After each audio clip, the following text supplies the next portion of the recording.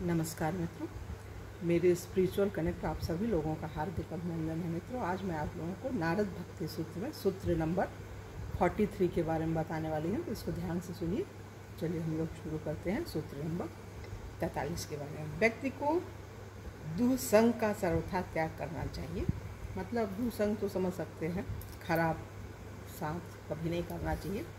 यह बताने के पश्चात कि शुद्ध भक्त को संग कि शुद्ध भक्तों का संग, भगवत संग जितना ही उत्तम है। नारद हमें दुसंग के दुष्प्रभावों की सूचना देते हैं। जैसा हमने पहले भी कहा था, चैतन्य महाप्रभु ने एक बार वैष्णव की यह परिभाषा की थी कि सांसारिक लोगों तथा अभक्तों के संग का त्याग करने वाला ही वैष्णव है। ये कितनी बड़ी बात है।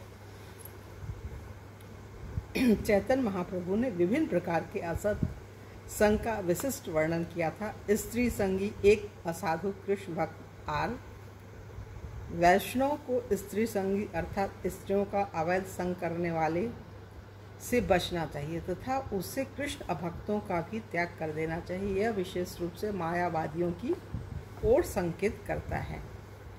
भगवान कपिल कहते हैं किसी अन्य वस्तु के प्रति आसक्ति द्वारा व्यक्ति का सम्मोहन तथा बंधन इतना पूर्ण नहीं होता जितना कि स्त्रियों अथवा स्त्री संगियों के प्रति आसक्ति द्वारा होता है। कलयुग में हमें विज्ञापनों तथा टेलीविज़न द्वारा अवैध संभोग में प्रवृत्त होने हेतु सतत आमंत्रित किया जाता है। स्त्रियों एवं पुरुषों के मध्य अमर्यादित सामाजिक मिलना जुलना आध्यात्मिक पथ पर प्रधान विकर्षण है। स्त्री संबंधित कथनों को स्त्री जाति के प्रति आलोचना नहीं समझ लेना चाहिए। जिस प्रकार पुरुष के लिए स्त्री बहुधा माया का चिन्ह होते हैं, उसी प्रकार पुरुषों के प्रति आसक्ति भी स्त्री का मुख्य बंधन है, जैसा भगवान कपिल कहते हैं। अतः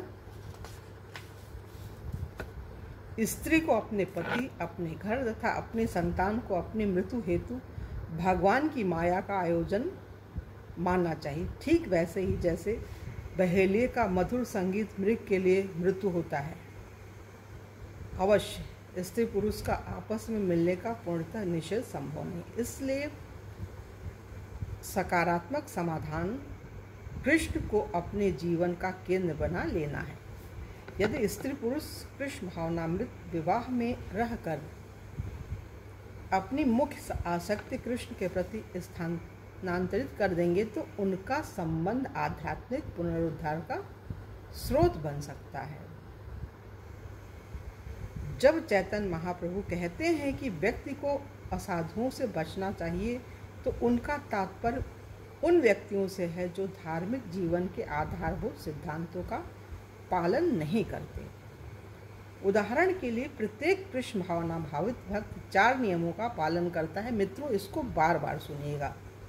जैसे मतलब एक उदाहरण के लिए प्रत्येक कृष्ण भावना भावित भक्त 4 नियमों का पालन करता है, किंतु असाधु लोग सदा अवैध स्त्री संग, मांस भक्षण, मद्यपान तथा जुए में प्रवृत्त होते हैं। यदि भक्त असाधुओं का घनिष्ठ संग करने लगे तो वह अंततः अपने समस्त ज्ञान और प्रशिक्षण के बावजूद उनकी आदतों को ग्रहण कर लेगा, जैसा हरि भक्ति सुधोदय में बताया गया है। संग बहुत महत्वपूर्ण है। यह एक मणि के सदृश है। संग, सही बात है, मणि के सदृश है जो अपने सम्मुख रखी किसी भी वस्तु को प्रतिबिंबित कर देता है। एवं चैतन्य महाप्रभु ने सनातन गोस्वामी को जैसी शिक्षा दी थी, कृष्ण भावनामृत में भक्तिमय सेवा से विहीन एवं फलस्वरूप पुण्य कर्मों से विहीन व्यक्तियों को देखना भी नहीं चाहिए। जब असुर हिरण्यकशिपु ने व्यंग में अपने बेटे से कृष्ण भावनामृत के विषय में पूछा, तो प्रहलाद ने बताया कि असुर गणों द्वारा कृष्ण को जानना क्यों संभव नहीं। अब देखिए मित्रों, अपनी अनियंत्रित इंद्रियों के कारण भौतिक जीवन के प्रति अत्यधिक आसक्त व्यक्ति नरकों की ओर प्रगति करते हैं तथा जब बचे हुए को बारंबार अरे मतलब चबाए हुए को बारंबार चबाते हैं। उनकी मति कभी कृष्ण में नहीं जागृत होती, न तो अन्यों के उपदेश से, न अपने निजी प्रयासों से, एवं न ही इन दोनों के मेल से। अनियंत्रित इंद्रियों वाले लोग कृष्ण को कभी स्वयं नहीं जान सकते, एवं यदि कोई अपेक्षाकारी भक्त उनका संग करे तो वह भी कृष्ण को जानने की अपनी सामर्थ्य खो बैठेगा।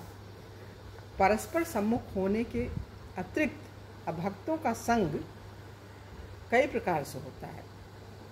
पुस्तकों से, सिनेमा से, सार्वजनिक स्थान। संग की संभावना असीमित है, मतलब संग तो कई प्रकार से आदमी कर सकता है, जैसी जिसकी रुचि है।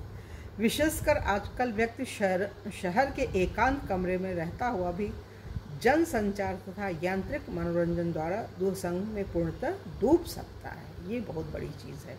स्वयं को दुष्प्रभावों से बचाने हेतु स्वेच्छामय परिपालन तथा संघर्ष की आवश्यकता होती है। कोई व्यक्ति इन निर्देशों पर आपत्ति करते हुए दावा कर सकता है, परमेश्वर सर्वत्र है, किन्हीं लोगों को खराब क्यों कहा जाए। सर्वोच्च भक्त महाभागवत सारे व्यक्तियों को भगवान के पूर्ण सेवक के रूप में देख सकता है। वह विनम्रतापूर्वक सोचता है कि उसे छोड़कर अन्य सभी भगवान के सेवक हैं। किंतु महाभागवत की एक अन्य योग्यता यह भी होती है कि वह सदैव कृष्ण का स्मरण करता है एवं कभी क्षण मात्र के लिए भी उनका विस्मरण नहीं करता। व्यक्ति वो सोता हुआ जगता, मतलब हर सांस सांस में भगवान होते हैं उसके, वो मतलब स्वतः ही करता ही है। जो करता है भगवान की भक्ति, भगवान से प्यार। भक्ति माने क्या? भगवान से प्यार। तो वो तो हर समय उन्हीं के चिंतन मनन में लगा रहेगा। सोता हुआ भी वो उन्हीं की याद करके सोता है, तो उसका जो मन है, अवचेतन मन, उसमें भी भगवान की याद बनी रहती है। व्यक्ति को महाभागवत की योग्यताओं से रहित होते हुए उनके एक पक्ष का अनुकरण नहीं करना चाहिए।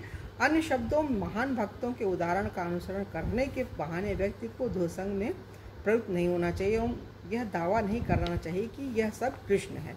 अधिकतर भक्तों को भक्ति की कनिष्ठ अवस्था, जिसमें भगवान को केवल मंदिर में ही देखा जाता है, से ऊपर उठने का प्रयास करना होता है। उनको मध्यम अवस्था, जिसमें व्यक्ति भगवान को सबके हृदय में स्थित मानता है और तथापि अपने संबंधों में भेद करता है, पर आने में संघर्ष करना पड़ता है। मध्यम भक्त अपना प्रेम भगवान हेतु संजो कर रखता है, एक जैसे विचार वाले भक्तों से मित्रता करता है, अबोध व्यक्तियों पर कृपा करता है एवं असुरों की उपेक्षा करता है। वह कात्यायन संहिता का निम्नलिखित निर्देश गंभीरतापूर्वक लेता है।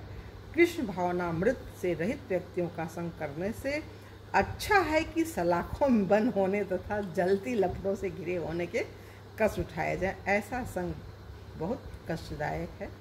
तो मित्रों, यहाँ पे ये 43वां सूत्र पूरा हुआ और कल आप लोगों से पुनः 44वें सूत्र के बारे में चर्चा करेंगे। तब तक ले जय हिंद, जय भारत, ओम शांति, ओम शांति।